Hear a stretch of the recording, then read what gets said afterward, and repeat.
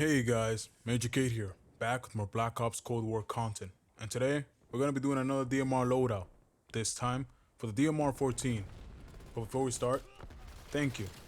You guys have been absolutely amazing. This channel recently reached 100 subscribers, and I could not be more thankful. You guys make everything I do worth it, and if you want to keep helping the channel grow, the best way to do that is by sharing and liking the videos.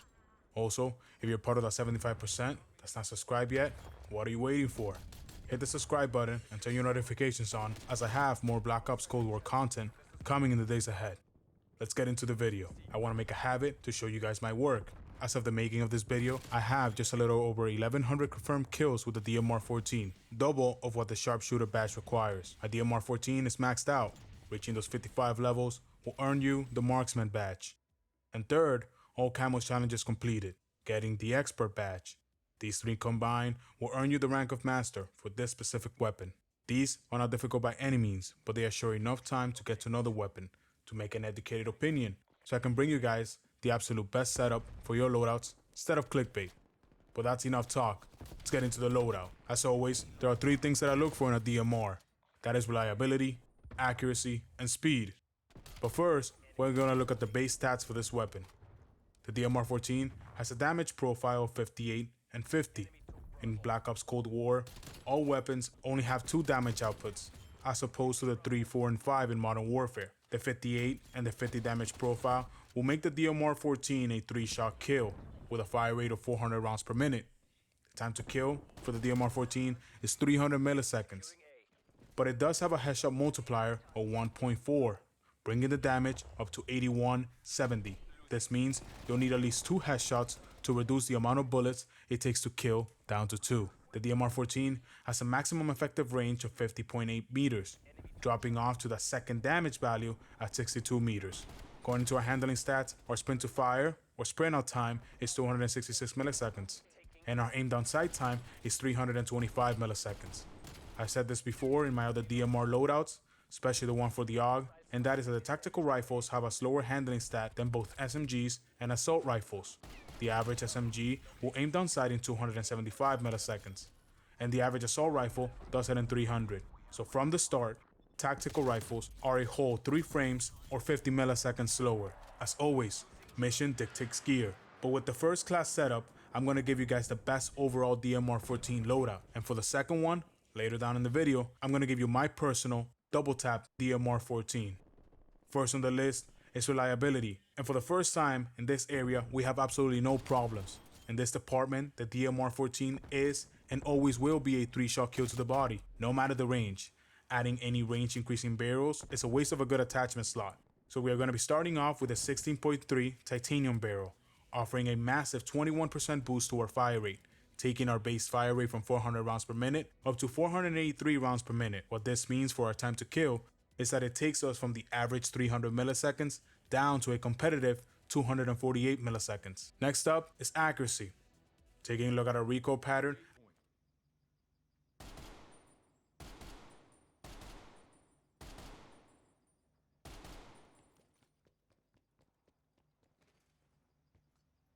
as you can see, the DMR 14 kicks slightly up and to the right, and even though this is not a bad recoil pattern by any means, it's not the best, especially for a DMR. More often than not, especially when talking about range, if you aim for center mass, you'll find that your second and third shot will go above the target's left shoulder, causing you to not secure the kill. We're going to fix this with the field agent grip, reducing our horizontal recoil by 40%, taking our horizontal recoil variable from 270 joules down to 162 joules. The agent field grip will also reduce our vertical recoil from 351 joules down to 315 joules. For those of you who don't know, recoil in Cold War works off an X and Y axis, with Y being vertical and X being horizontal.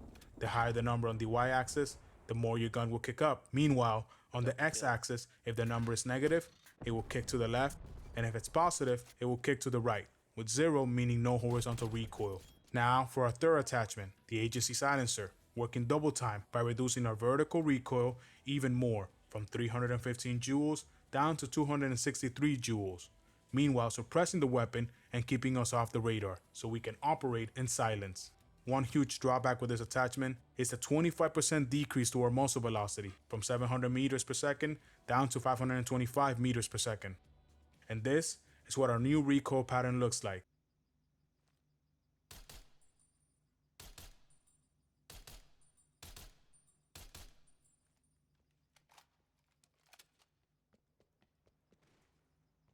Nice and tight. Perfect to challenge anyone at close, mid, or long range. Last on our list is speed. And this is a section where the tactical rifles struggle the most. So we're going to go with a trusty tag team solution. First up is the airborne elastic wrap, giving us a whopping 30% boost to our aim down sight time, from 325 milliseconds down to 227 milliseconds, for a massive 6.5 frame difference. It will also give us 90% flinch resistance.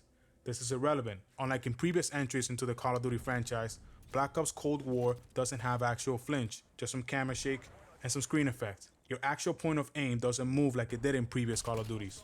For our cons, we take a hit to our shooting strafing speed by 25%, from 6.81 miles per hour down to 5.59 miles per hour. Also, we take another hit to our sprint to fire speed, from 400 milliseconds to 460 milliseconds. To wrap it all up and bring it back in check, the Raider stock, bringing our sprint to fire back in line with a 30% boost, from the previous 460 milliseconds down to 340 milliseconds, making us 60 milliseconds or 4 frames faster than the base. It will also come with an aim walking boost, from 3.28 miles per hour up to 4.59 miles per hour, and a heavy hit to our hipfire spread by 30%. But like I always say, if you have to hip fire at DMR, pray to the FPS gods that are with you. And this is what our final DMR 14 looks like. And look, just look at how they butchered my boy. But we're not done. It's time for me to give you my personal 2-tap setup. We're going to be borrowing both the airborne elastic wrap and the Raider stock from our previous setup, as that is the only way to speed up the DMR 14 all the way to the max. For our third attachment, we'll be taking the field agent grip as well, as we want to get rid of as much horizontal recoil as possible. Now, for the barrels, we're going to be switching it up, taking out the 16.3 titanium and replacing it with the 20.8-inch Task Force barrel. This is going to boost our damage from 58 to 72, increase our range by 100% from 50.8 meters up to 101 meters, meaning this gun will always be within its first damage range, pretty much up to infinity, as there is no line of sight that extends to 101 meters in a regular 6v6 map. It will also give us a 15% boost to our bullet velocity, from 700 meters per second up to 1050 meters per second. In layman's terms, this barrel will keep us in our maximum damage range, have an infinite effective damage, and last but not least, we will never have to lead our shots.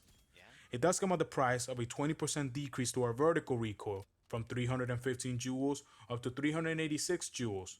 Also, it will decrease our horizontal recoil from 162 joules up to 202 joules.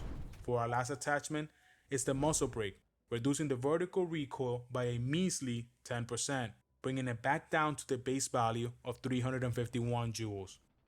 What I have effectively done here, and I know it sounds crazy, is take a DMR 14, give it more range, more damage, more bullet velocity, speed it up as much as possible, both the aim down sight and the sprint out, and then take as much horizontal recoil as I possibly can, but leaving the vertical recoil intact. The reason for this is that this is the only way I've been able to consistently get a 2-tap when aiming for headshots. And this is what my personal DMR 14 looks like. That's right, baby. Diamond camo. You know what that means? More DMR loadouts coming your way. And there you have it. As for my thoughts on this weapon, I'm disappointed.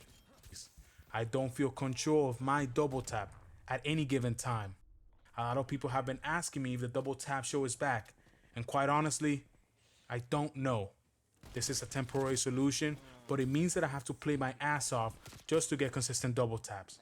The DMR 14 makes the SDM from Black Ops 4 looks like a wonder weapon. And I mean, look at those horrific sights. And I still prefer to have this rather than a DMR 14. But now, it's time for me to hear from you guys. What do you guys think of the DMR 14? Let me know down in the comment section below. If you enjoyed this episode of the DMR Loadout series and want me to cover another weapon, leave your recommendation down in the comment section below. As of right now, I am currently working for the best setup for the SKS. So hit that subscribe button and turn your notifications on to get notified when that video goes live. If you have any questions, hit me up on Twitch. Link will be in the description below. A like rating is always appreciated. Also, check out my other DMR loadouts as we're covering both Modern Warfare and Cold War. Well, that's all for me today. I'm MΛJOR, and I thank you for watching.